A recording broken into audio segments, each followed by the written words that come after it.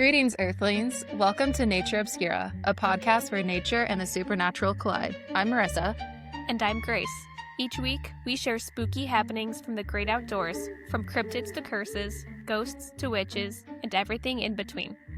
So grab your flashlight, listen closely, and let's step into the strange together. Grace, what supernatural or natural encounter have you had this week?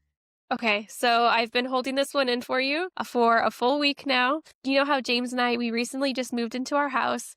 And so you never know moving into a new house. It could be haunted, could be not. I've kind of been, looking into the corners a bit more, looking into the dark. Kind of like I do want it to be haunted, but not an evil haunted. Casper the Friendly Ghost situation. 100%.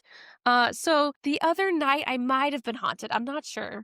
I'm still waiting for confirmation. But basically, I was giving my daughter a bath and my cat was in the bathroom, door closed. I'm busy in the bathtub with her and I feel something just kind of grab my butt. And I look behind me and my cat is just sitting on the counter a few feet away, staring at me with huge eyes. And I look back, I was like, what in the world? I just had this feeling. I was like, I think something touched me.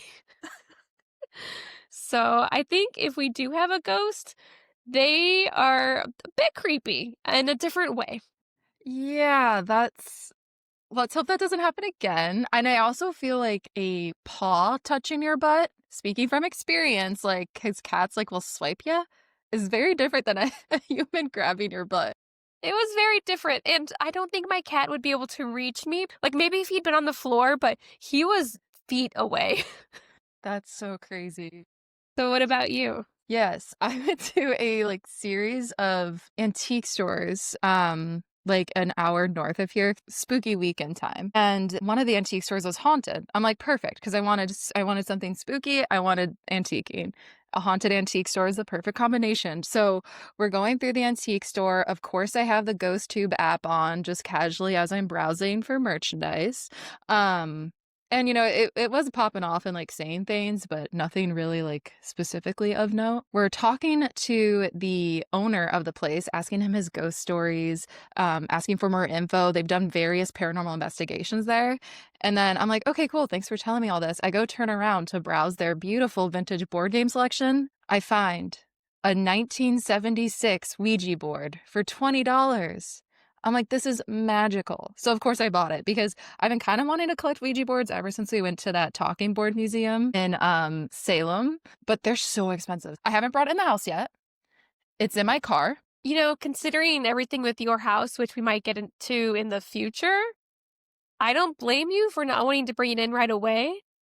Are you going to try and sage it first or do anything? I'm wondering if maybe I should. I don't really know the best way to go about it. So I've just been leaving it in my car. Honestly, it's been a couple weeks now. And I feel like if it was really haunted, I should knock on wood, but nothing bad has happened. Actually, no, I was going to say nothing bad has happened car-wise. I actually had my wipers on yesterday morning and one of the wipers just snapped straight off. So a haunting or a bad wiper, who knows? But we'll find out.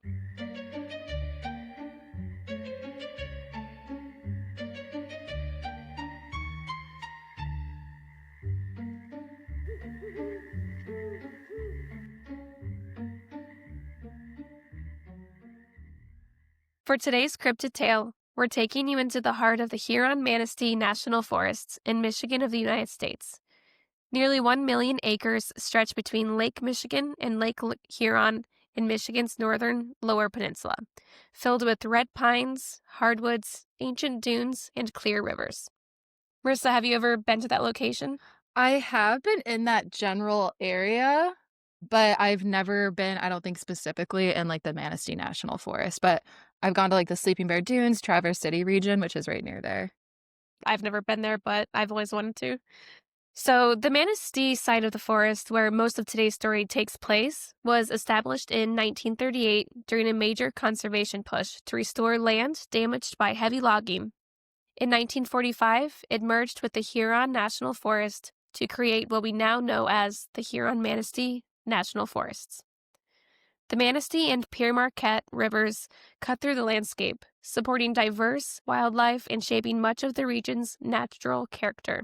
This region is also home to the Nordhaus Dunes Wilderness, one of the few remaining freshwater coastal dune systems in the country. These dunes are roughly 35 to 4,000 years old, rising about 43 meters above lake level along Lake Michigan's eastern shore. The area holds the world's largest concentration of freshwater interdunal ponds and helps support diverse plants and wildlife. You'll find the classic Midwest mammals like raccoons, white-tailed deer, bobcats, opossums, and red foxes. The forests also host several snake species, including the hognose, eastern milk snake, garter snakes, and the American racer. For turtles, we have the painted, map, wood, box, and Blanding's turtle, all living in the region. And the wetlands and forests are filled with familiar amphibians like spring peepers, gray tree frogs, and the American toad. And then there are the birds, which are our personal favorite group. Hundreds of species have been recorded here, from birds of prey and woodpeckers to songbirds, shorebirds, warblers, waterfowl, and marsh birds. Next, I just want to get into some of the more rare wildlife in the area. So you've got these species like the endangered pitcher's thistle, which can take anywhere between 2 and 8 years to flower, and then it dies after a single blossom. They're threatened due to other invasive species taking its habitat. And there's the piping plover. The Great Lakes population was added to the endangered species list in 1986, and in 2020, it was estimated that there are about 8,000 in the wild. Climate change and habitat loss is their biggest threat right now. There's also the endangered Carner blue butterfly. Its caterpillars produce a sweet honeydew that ants feed on, and in return, the ants protect them from predators. Habitat destruction and fire suppression is their biggest enemy, as they only lay their eggs on or close to lupine plants. Finally, I'm going to go into a quick deep dive on the bird of fire, aka the Kirtland's warbler. Sometimes called the jack pine warbler, the Kirtland's warbler is a species that depends almost entirely on young jack pine forests in Michigan, and sometimes Wisconsin, for breeding.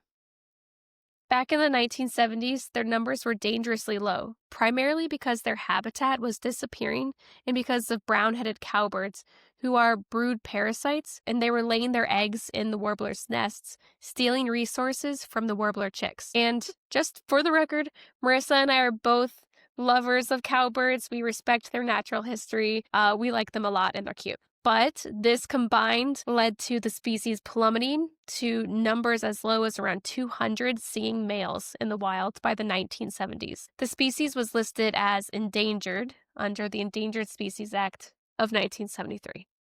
Thanks to decades of focused conservation, including controlled burns and habitat restoration, the Kirtland's warbler's numbers have rebounded. In 2019, the species was officially removed from the endangered species list, but continues to be closely monitored. Today, Michigan supports about 98% of the world's population, making these forests a critical stronghold for the warbler. And just as a side note, and as a Michigander, I actually sport this bird on my license plate in support of our wild spaces.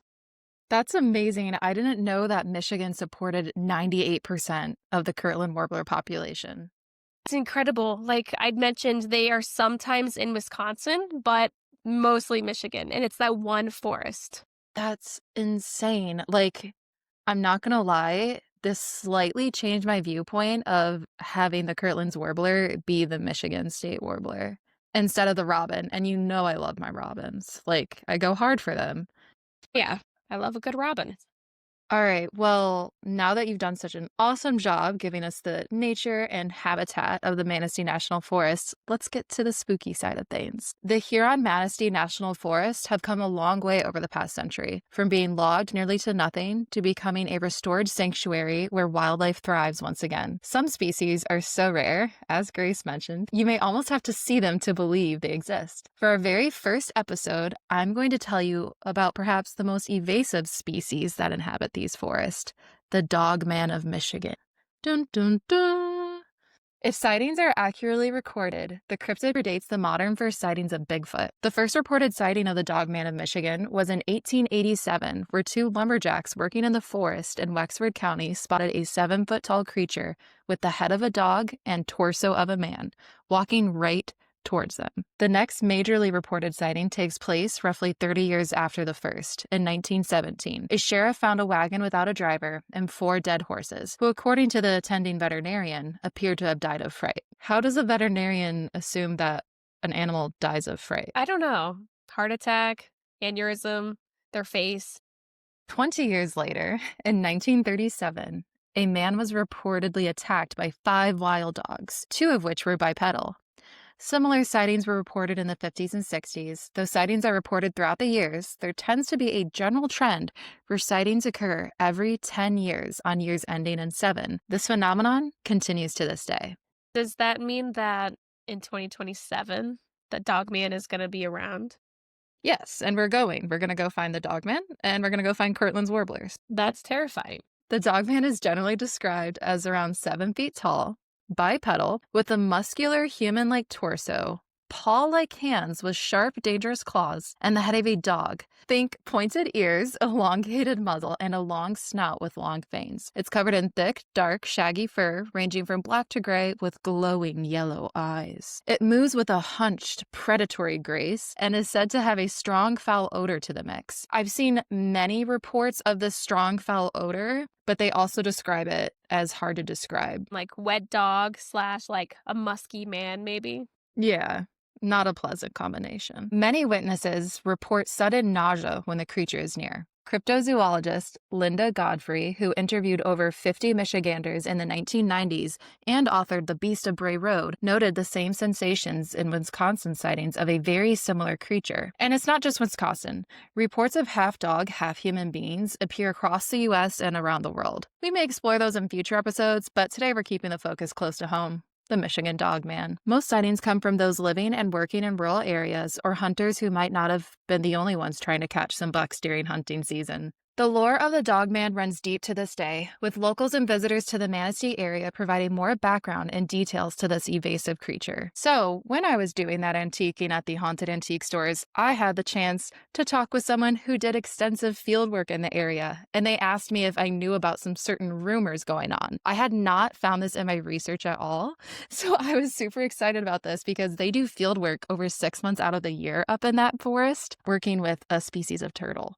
So, the rumor is that there is an abandoned airport south of the Manistee National Forest. And that actually isn't a rumor. There is really an abandoned airport south of the Manistee National Forest. So, the rumor is, though, that that airport is a breeding lair for dogmen. Oh. That's right, plural. Dogmen. That's even scarier. The Dogman. I know. What's scarier than one of them? But wait. What's even scarier than that is a dog boy. The hormones they'd be going through is just... Yeah, but then it's like we're getting into this whole thing, you know? Like, if there's dog men and there's a breeding lair, are there dog women? Do they conform to gender norms? I don't know. Or maybe they're formed in some other different mystical way, like out of the mud of the earth. I'm telling you, 2027, we got to go up there and see what's going on. And of course, I had to go on a deep dive. I did some research on this airport. So the airport was active from the mid-50s to the mid-80s before switching hands in the late 70s when it was bought out by Nature Corporation, who makes electronics for the automotive industry. These activities were moved to another location after about a decade in the late 1980s, and the airport ceased operations. At the site remains the old terminal building, control tower, hangar, a runway, which was left decaying and abandoned over the past 30 years. Is it just a coincidence that dogman sightings have also increased in the past 30 years? Or is this airport not exactly abandoned after all? Is there a way to go to this airport?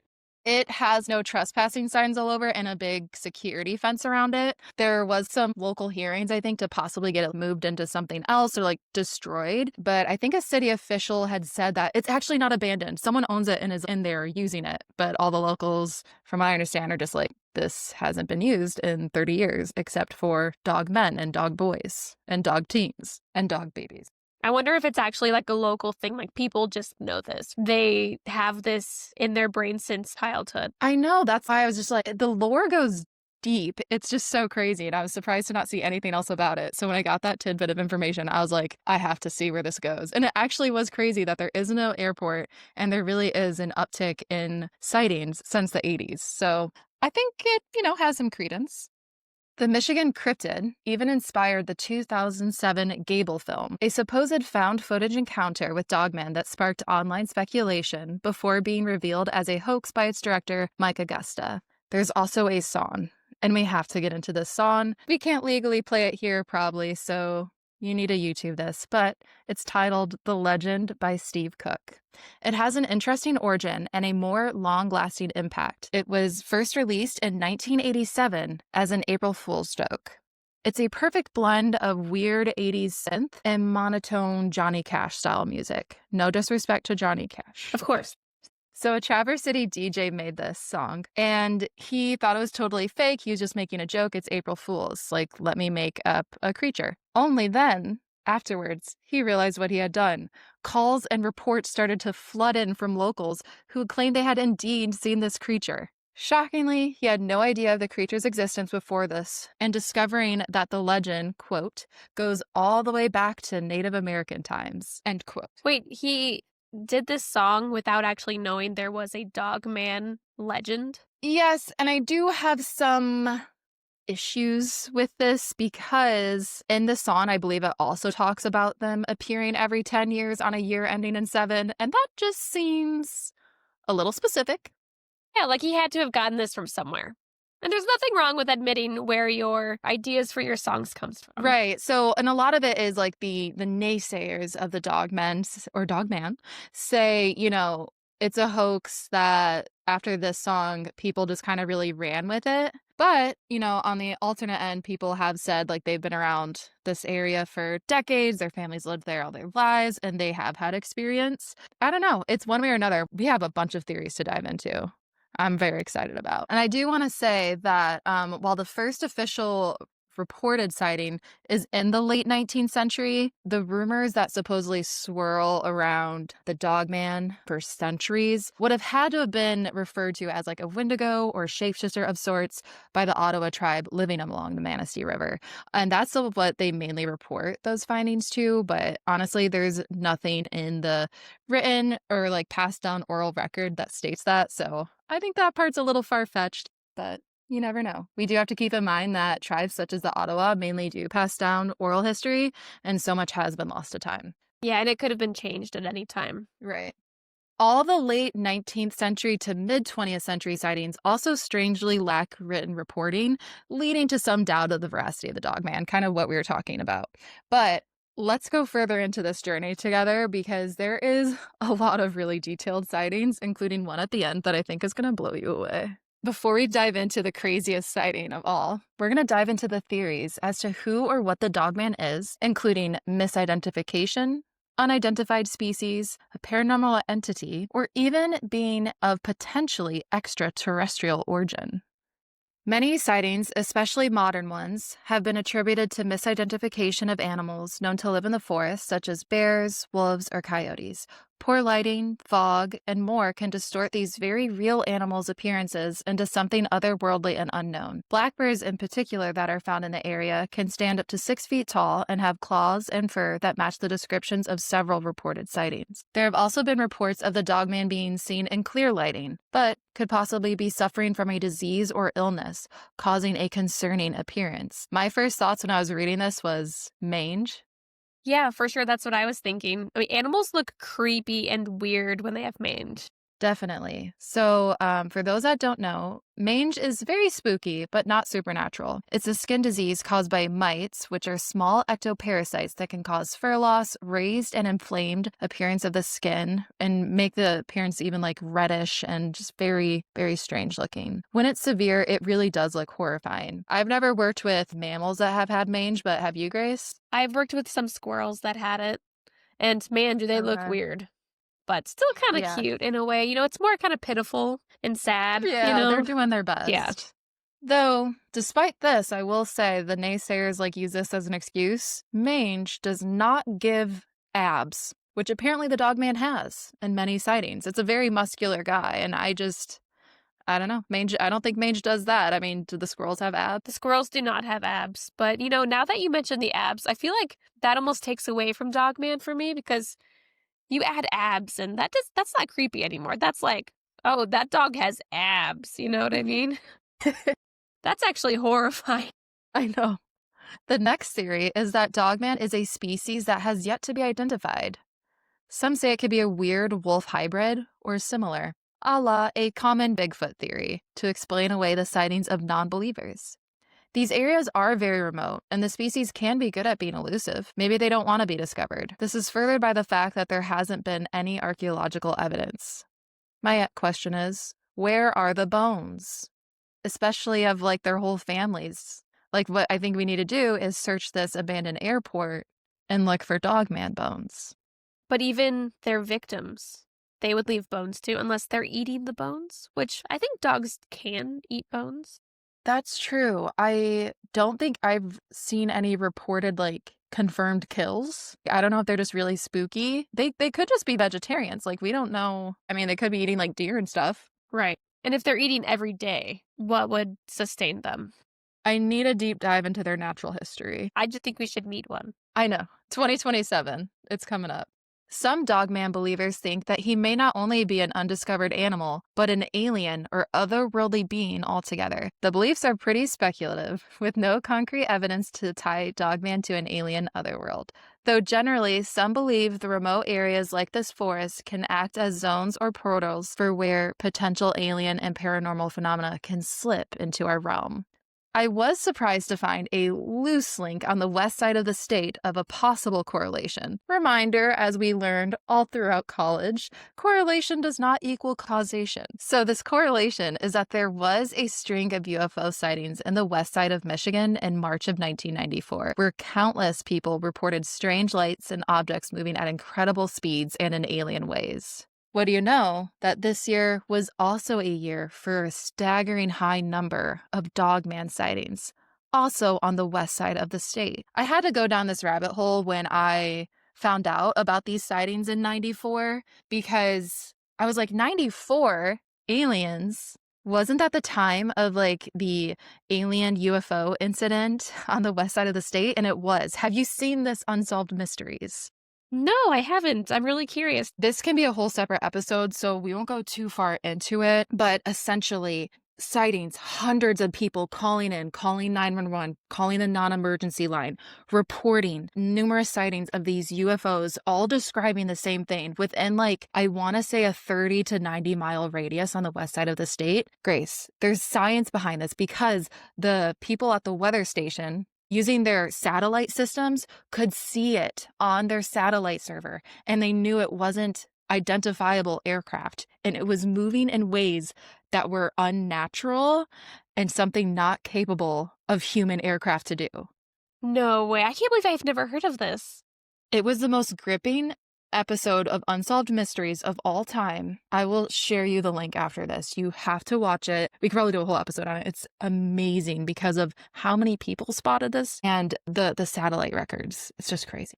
I especially love stories that happen close to where we are or like places where we know of because you can like almost visualize it. I know. It really does like kind of add that extra like interest to it. All right. Before I go on too much talk about UFOs, we're going to go back to Dogman. So 1994, tons of UFO sightings, also tons of Dogman sightings. Like maybe there is credence to this idea that Dogman can be alien or otherworldly. In 1994, a young teen by the name of Ben reported several sightings of the Dogman, including his first encounter where he was hiking in a preserve with his friends under the moonlight to see a dog standing behind a tree and staring at him from about 70 feet away. The next sighting was in his parents' driveway, where a huge dog stood in his driveway behind his car. After screaming, he ran off. Bipedal. He's not just looking at a dog, but like this is an upright dog. The last sighting Ben had was when he was walking along the dunes. He saw a large dog-like creature attack a deer in the clearing. Well, there we go. Exactly. And like, I'm pretty sure the UFO sightings were near the dunes. Now, there are dunes, mind you, like kind of on and off all along the west coast of Michigan, depending on what you want to qualify as a dune. So it might not be the same ones, but definitely in that region. Other witnesses had possible Dogman sightings in 1994 as well. In early 1994, a car was involved in a collision with a large animal. There was gray fur all over the front of the vehicle, and despite the crash, no one was injured. Police pushed it off as a possible deer collision, but the driver couldn't explain what he had hit. No body or blood was found. In another area of West Michigan, also strangely in 1994, I'm saying that year a lot, A teen girl swore to have seen an upright, dog-like creature in her backyard on the end of the property, the creature staring back at her. Frightened, she ran inside to tell her family of her findings. Reportedly, for days afterward, there were strange animal tracks and howling across the family's property. A howling that was unlike anything they had heard before. Not a dog, not a wolf, not a man, but something else altogether. Yeah, I feel like even if you see a random dog just standing in your yard, you're going to take note of it. But if it stands up, you're going to definitely tell everyone you know. Right. And I also feel like I have a larger dog. I have a black German Shepherd. The Wolfman does kind of look like her. But bigger dogs like that, they can't easily stand on their back legs. They're not like a Chihuahua, like that can do the little tricks and like put their little front paws up in the air. Like it's harder for them to do because they're so heavy. So for an animal that is supposedly 6 feet tall and is bipedal, like that is extreme strength. So I'm thinking not only does he have abs, he's got insane thigh muscles and glutes as well, you know? So the last theory, but certainly not the least, is that the Dogman isn't otherworldly at all, but something of our own twisted making. People believe that Dogman could be an experiment gone horribly wrong. A mutant treasure that was created by genetic experience during the Cold War era. This theory suggests that during this time, secret government or military programs were conducting experiments trying to cross species for intelligence and weaponization. Maybe the reason we have no concrete evidence of Dogman is because the government is trying to cover up the experiments they did that went terribly, terribly wrong. This theory could thread even into the modern military area, where there have been Dogman sightings in other areas of the U.S. One individual wrote that during their time at Fort Custer, a couple hours south of Manistee, but outside of where the typical range dogman has lair, they said that them and others were told to stay away from the metal boxes with American flags on them that were randomly dispersed throughout the forest. The higher-ups joked about them trying to catch a chupacabra or something, though this individual thought otherwise due to the multiple accounts of Dogman around Fort Custer in the past. That's bizarre. Anytime the military is doing something weird like that, there's a reason.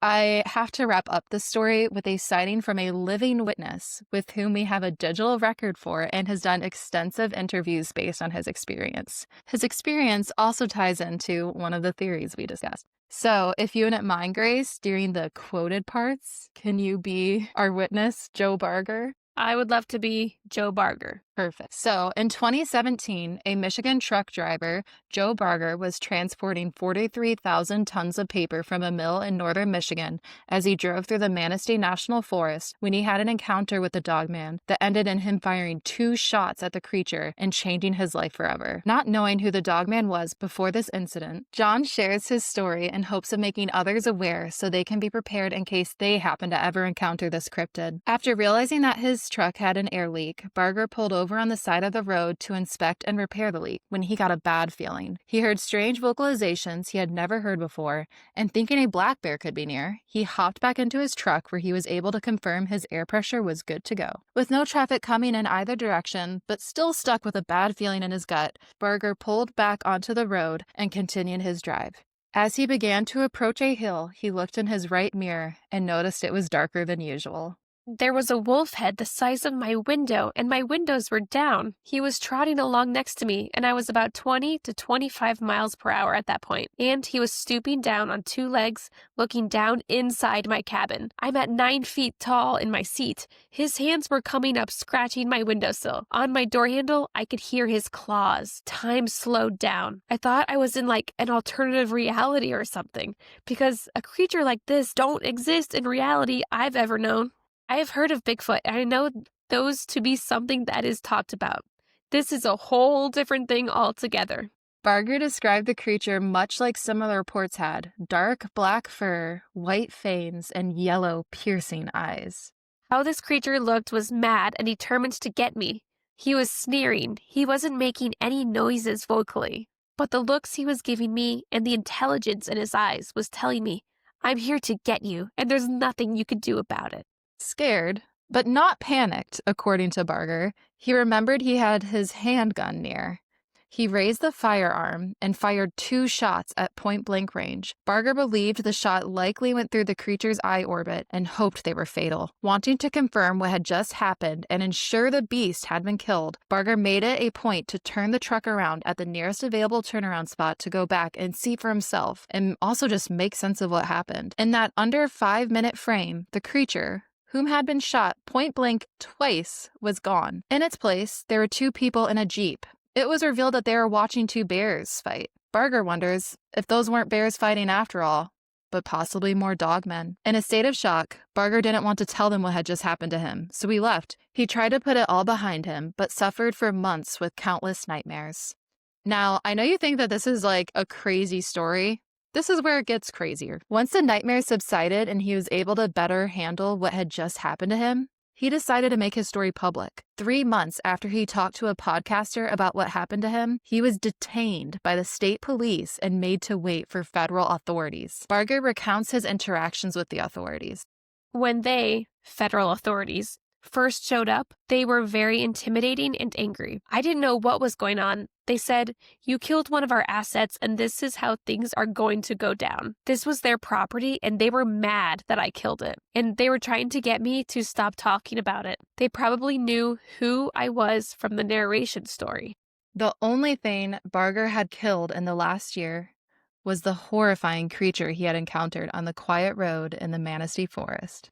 I stopped talking about it until recently. This is probably another tool in their toolbox for military operations of some kind. And if they don't keep it under wraps, it won't be a useful tool anymore for them. And, like, obviously, yes, we don't know who this man is per se, but he is a truck driver. He is a veteran, and he is a strong Christian who said he would swear on the Bible. I feel like as soon as the authorities got involved, that's when it's like, okay, something actually happened. Like, I don't know. That's weird. I think it's pretty legit. I think we should have him on. We should do our own interview.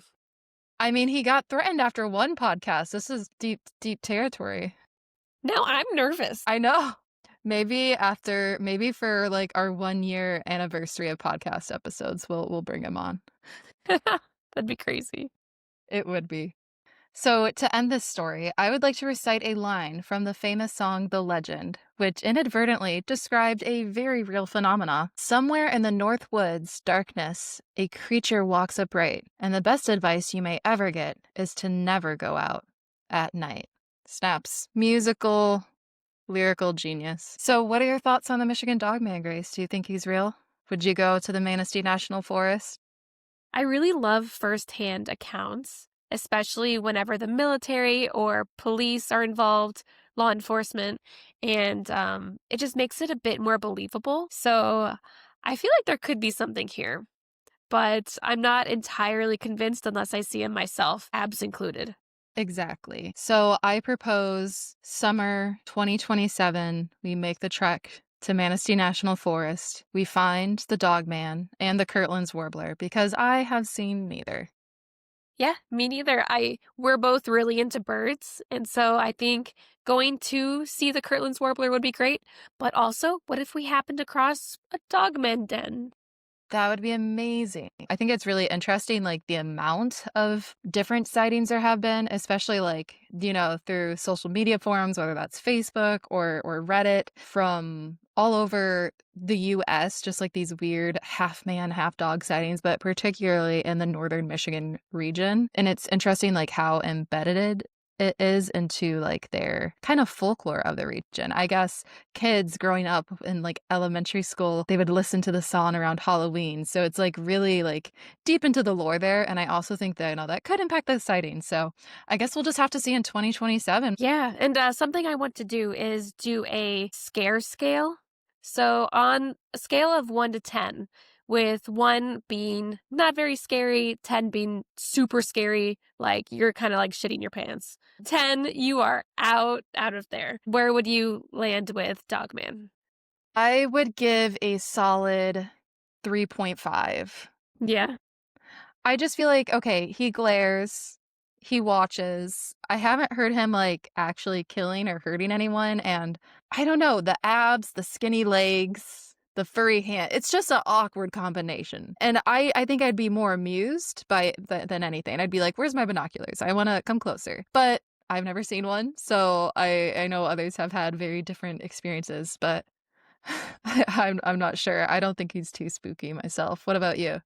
Yeah, I think I might be on the opposite scale, which I might be for a lot of the things we talk about on this podcast because I like to think I'm tough, but I'm really not. So I think it would be more like a 7 for me because if I saw this in real life, like I'm just out hiking, I'm bird watching, and I look over and there's like this dog, right?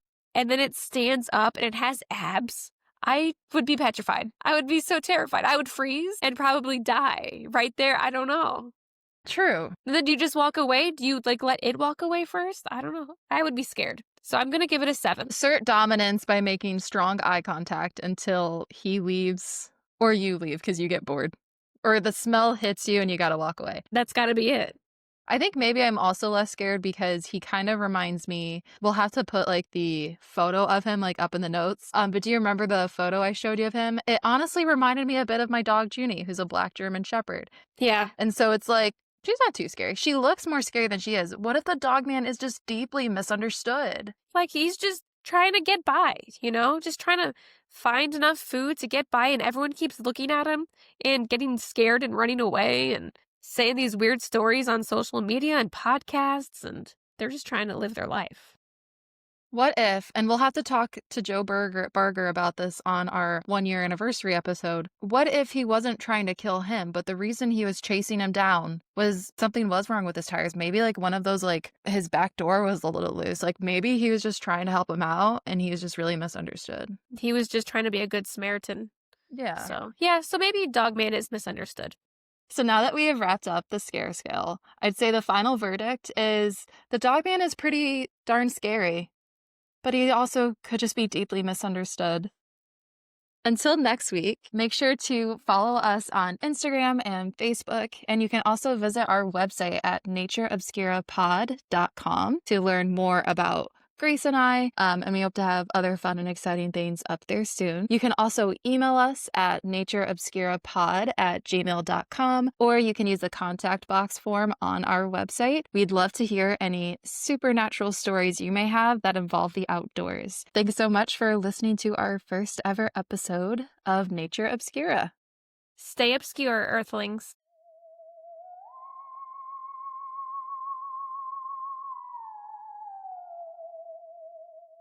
Transmission ending.